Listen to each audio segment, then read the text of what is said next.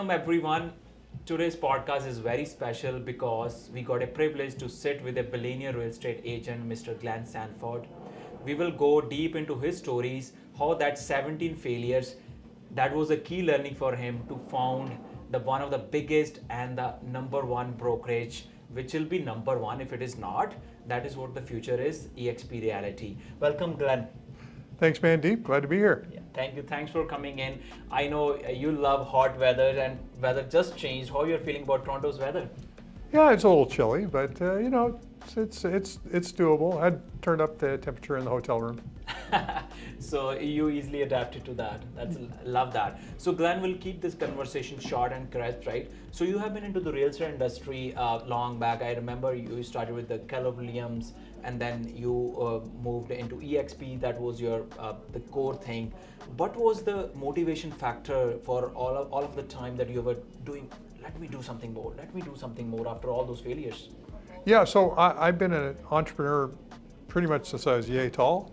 And when I was 35, I got my real estate license. So in 2002, and I was really big on really internet lead gen. So I was doing a lot of internet lead generation before it was considered a thing. And I recognized even back then that there was a great opportunity to build internet lead gen funnels for real estate agents. And so I'd actually tried to pitch real estate agents on using the internet, had a hard time.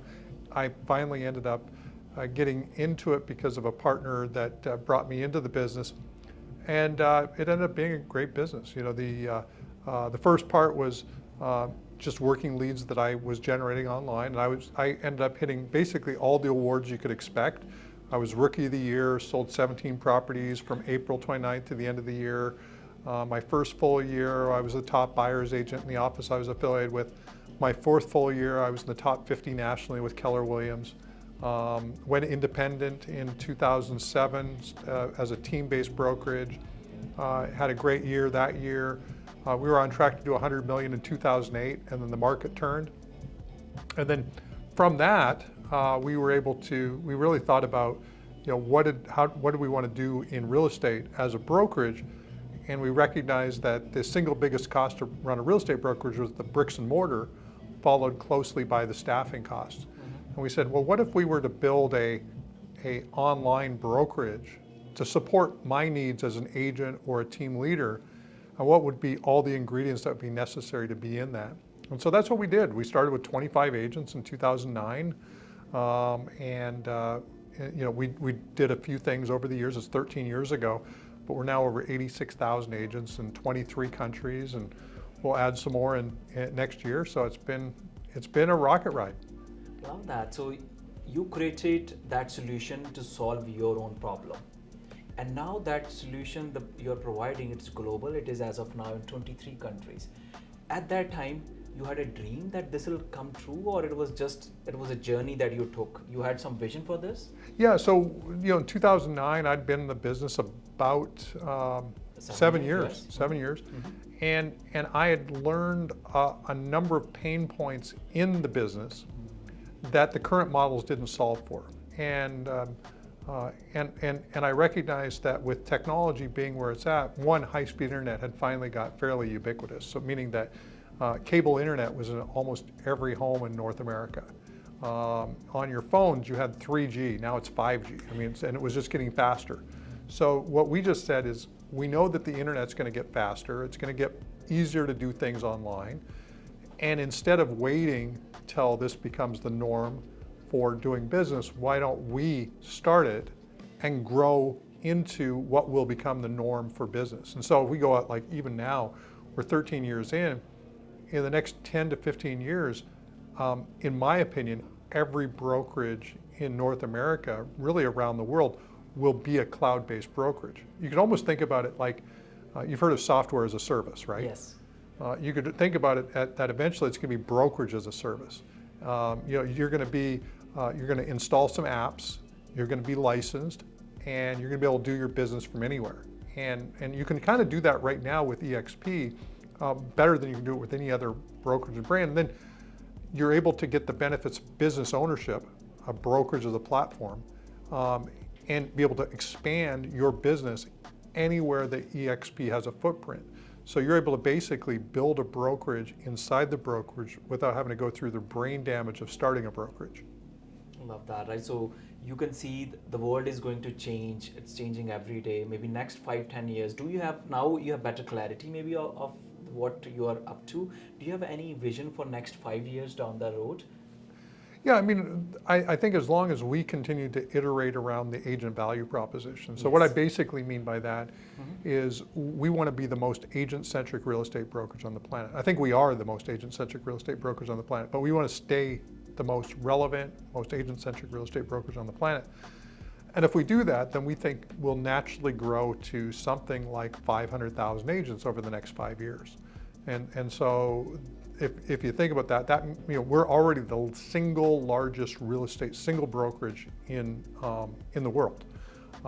As a brand, we're not the largest. We're number 3 or 4 brand as a brand, but as a single brokerage running all operations in all the markets we do business in, we're the single largest brokerage. So as we kind of play that out as a brokerage as a service, it makes sense that we're going to get to some larger number, and 500,000 in 5 years just sounds like a great number. Love that vision, right? So, they say successful people doesn't have their problems. They are successful because they are talented. So what do you see as an entrepreneur, right? What are the key challenges you are facing as of now? Do you have challenges, or you are just? Oh yeah, no, there's always challenges. So either you work the problem or the problem works you. So if you see an opportunity, if there's a challenge or a problem, then are you working on the problem to solve it, or are you being worked by that problem? Meaning, are you just sort of allowing it to cause grief and strife in your life? And so I believe that you should work on the problems and solve them. What else are we going to do here on planet Earth other than solve problems? And so that's where I see the biggest opportunities. How do we solve the problem? Everybody's at a different place on the continuum of problem solving, and I say continuum because it doesn't matter where you're at. There's problems that are easy to solve, and there's problems that are hard to solve no matter where you're at. And it just so happens that I'm here and other people are here, and it's the same exercise for everybody on the continuum.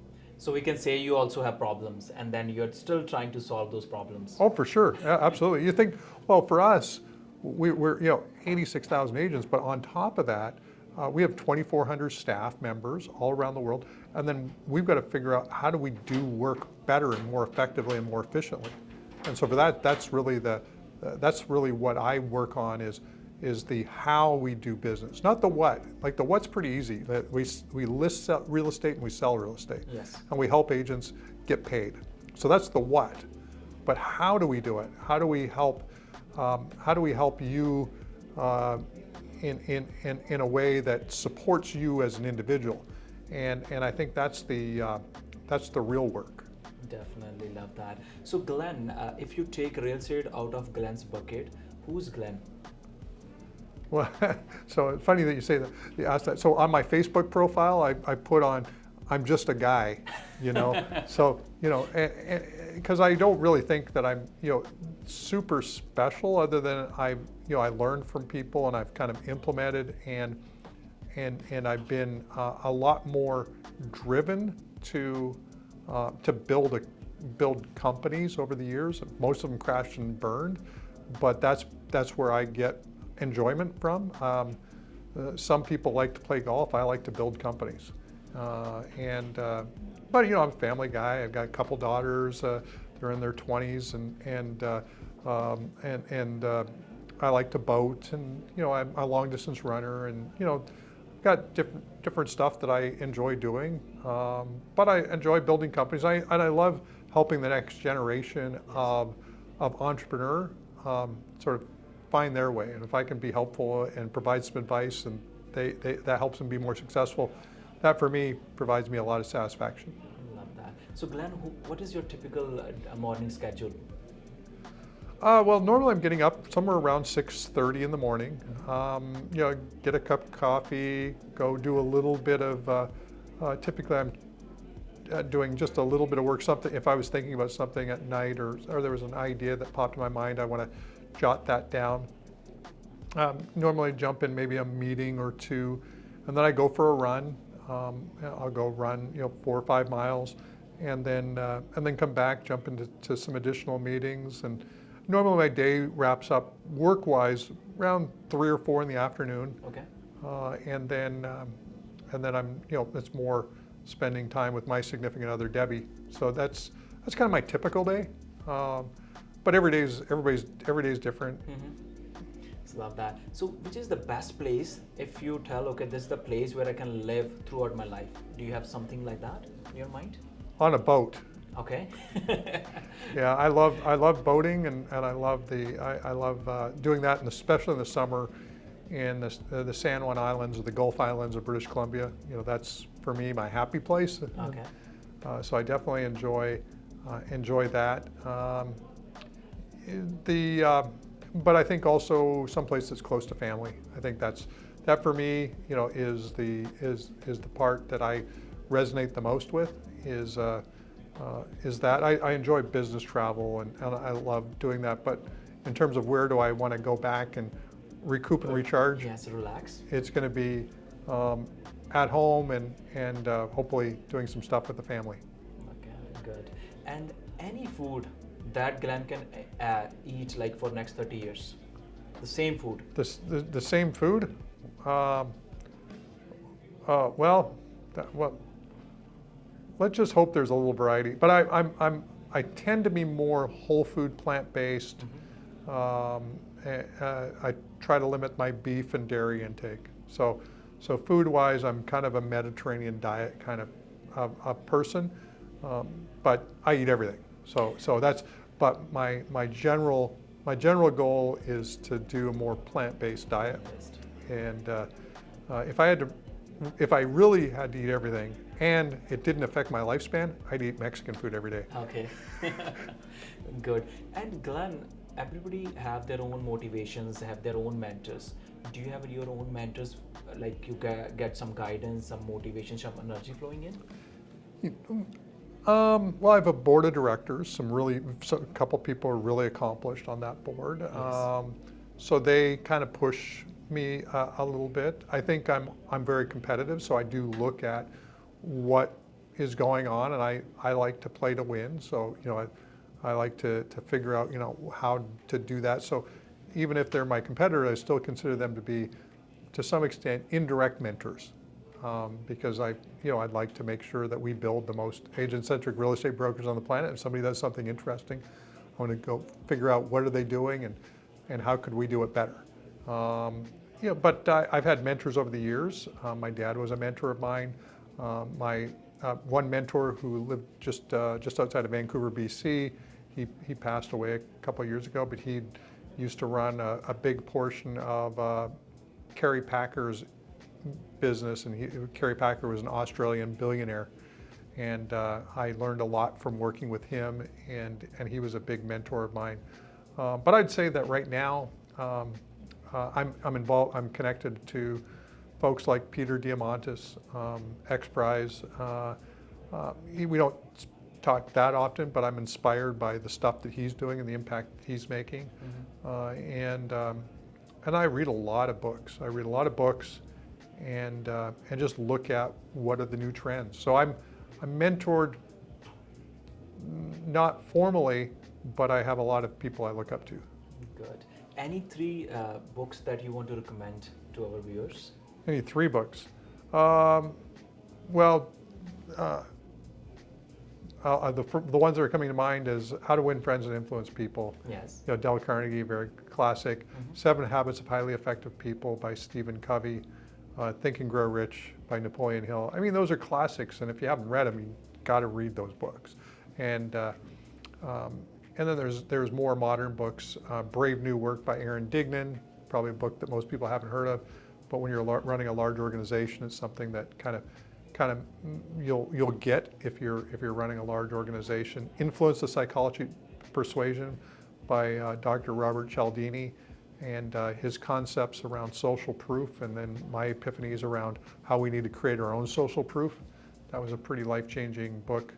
And then another business book that I really like is The Leader's Guide to Radical Management by Stephen Denning, and his follow-up book, The Age of Agile.